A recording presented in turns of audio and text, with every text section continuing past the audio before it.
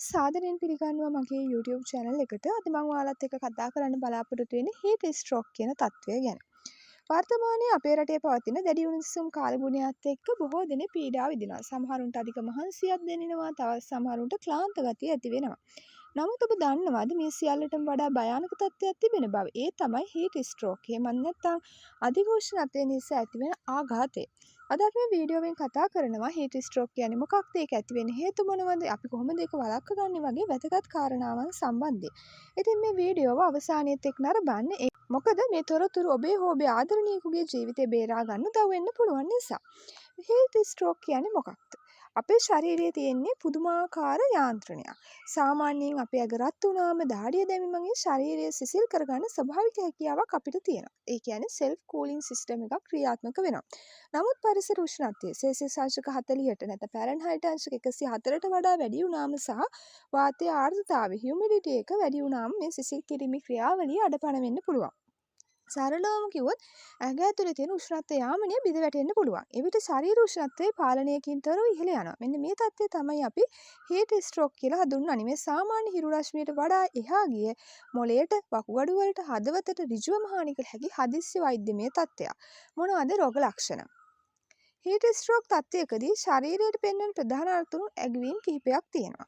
ඒවා හොඳින් මතක තබා ගන්න. අධික ශරීර උෂ්ණත්වය. ඇඟට අත තිබ්බොත් ගින්දර වගේ රසණයක් දැනෙන්න පුළුවන්.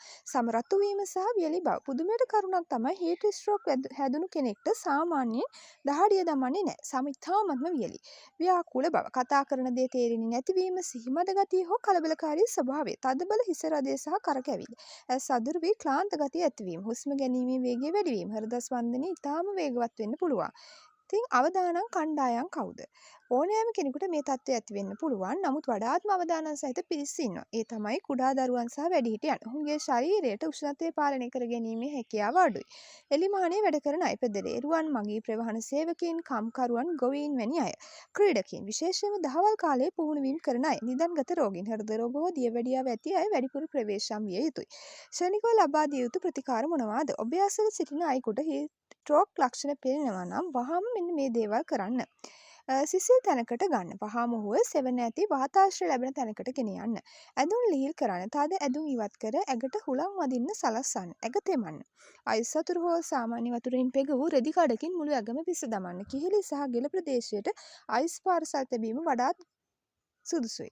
වතුර ලබා දෙන්න. රෝගියාට සිහිය තිබේ නම් පමණක් ජලය හෝ ඉලෙක්ට්‍රෝලයිට් පානයක් ලබා දෙන්න පුළුවන්. සිහිය නැති විතරම් හොඳින් මතක තබා ගන්න කිසිම දෙයක් පෙවීමට උත්සාහ කරන්න එපා.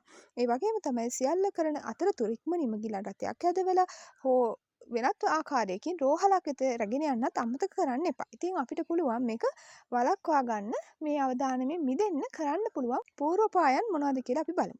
දවස පුරා වැඩිපුර ජලය පානය කරන්න. පිපාසය දැනෙන තෙක් ඉවසන් ඉන්න එපා. උදේ 10 සිට සවස් 4 දක්වා අධික අවුවේ ගැවසීම සීමා කරන්න. සැහැල්ලු කපු ඇඳුම් අදින්න. වාහන ඇතුලේ දරුවන් තනි කරලා යන්න එපා.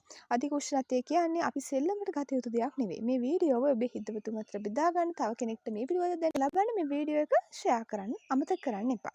ඉතින් මේ වගේ වැදගත් වීඩියෝ ඉදිරියට නරඹන්න මගේ channel එක subscribe කරලා එකතු වෙන්න. නැවත මෙවැනි වීඩියෝ එකකින් හමු වෙනතුරු ඔබට සුබ දවසක්.